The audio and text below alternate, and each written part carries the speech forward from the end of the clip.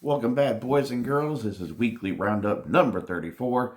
Don't have a ton of vinyl because Saturday my son was in the marching band competition for the state title, which they did win.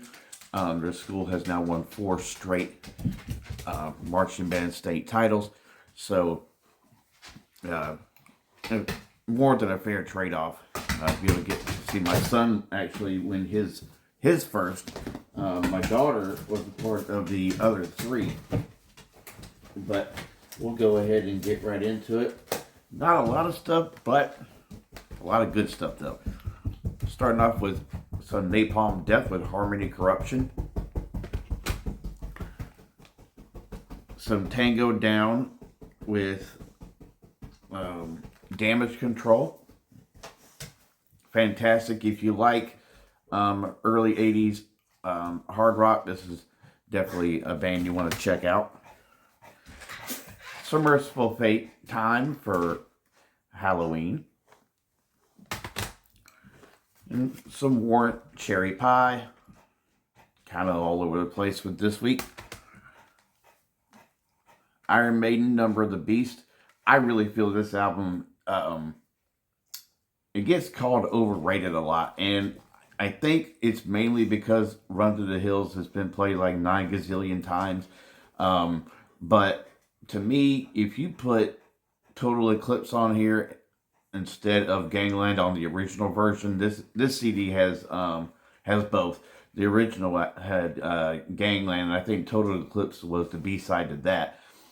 But I mean, you got great songs throughout this entire album.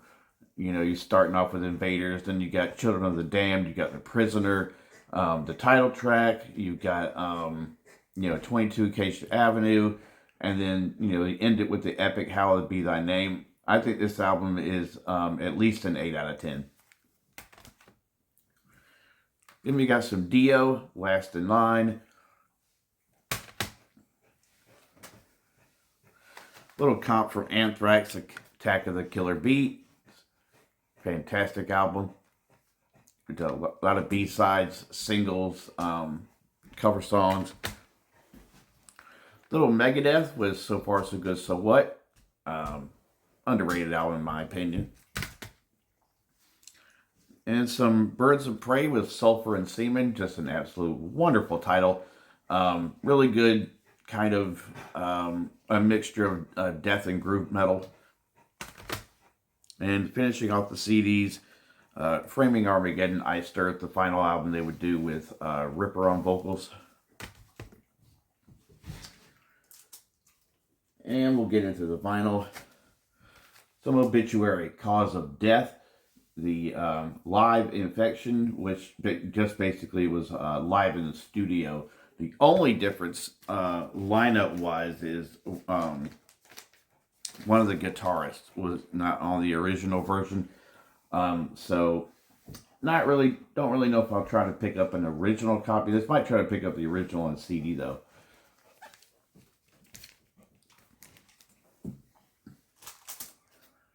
And some Overkill with Taking Over, classic thrash album. Well, Van Halen with 1984.